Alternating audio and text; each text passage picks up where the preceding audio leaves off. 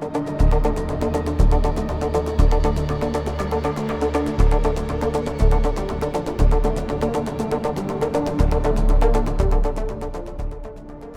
और चीन के बीच लगभग 3,500 किलोमीटर लंबी सीमा है। इसे दुनिया की सबसे लंबी विवादित सीमा भी कहा जाता है।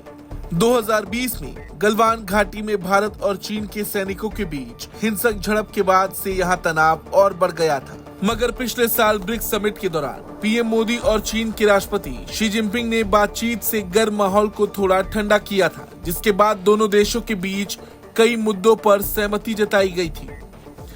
हालांकि अभी जो खबर सामने आ रही उसके मुताबिक भी चीन के रक्षा मंत्रालय का यही कहना है कि वो भारतीय पक्ष के साथ मिलकर काम करने को तैयार है। चीन के रक्षा मंत्रालय ने कहा कि उसकी और भारत की सेनाएं पूर्वी लद्दाख में गतिरोध को समाप्त करने के प्रस्तावों को व्यापक और प्रभावी तरीके से लागू कर रही है।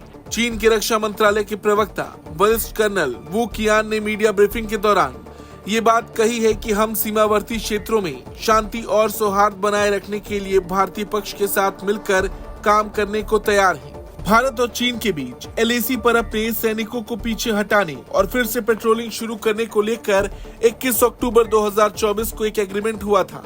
ये एग्रीमेंट 2020 में गलवान घाटी में हुई झड़प के बाद दोनों देशों के बीच बढ़े तनाव को कम करने की दिशा में उठाया गया बड़ा कदम था। इस समझौते के तहत दोनों देशों ने देपसांग और डेमचोक जैसे संवेदनशील इलाकों में गश्ती बहाल करने पर सहमति जताई थी। भारत के NSA अजीत डोभाल और चीन के विदेश मंत्री वांग यी के बीच हुई उच्च स्तरीय बैठक के बाद ये एग्रीमेंट हुआ था। भारत और चीन 3,488 किलोमीटर लंबी सीमा साझा करती है। इसे दुनिया की सबसे लंबी विवादित सीमा भी कहा जाता है। ये सीमा 3 सेक्टर्स ईस्टर्न, मिडिल और वेस्टर्न में बांटा गया है। लद्दाख वेस्टर्न सेक्टर में आता है।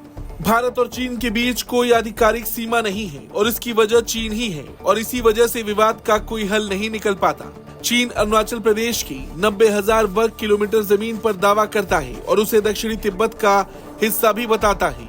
इसी तरह से 2 मार्च 1963 को हुए एक समझौते के तहत पाकिस्तान ने जम्मू कश्मीर की 5180 वर्ग किलोमीटर जमीन चीन को दे दी थी, जबकि लद्दाख के 38,000 वर्ग किलोमीटर इलाके पर चीन का अवैध कब्जा पहले से है। कुल मिलाकर 43,180 वर्ग किलोमीटर जमीन पर अभी भी विवाद चल रहा है और ऐसा नहीं है कि इस विवाद को सुलझाने की पहले कोशिश नहीं की गई। 1993 में समझौता हुआ था कि दोनों देश बातचीत से सीमा विवाद सुलझाएंगे। फिर 1996 में भी एक समझौता हुआ जिसमें तय हुआ कि दोनों देश एक दूसरे के खिलाफ ताकत का इस्तेमाल नहीं करेंगे।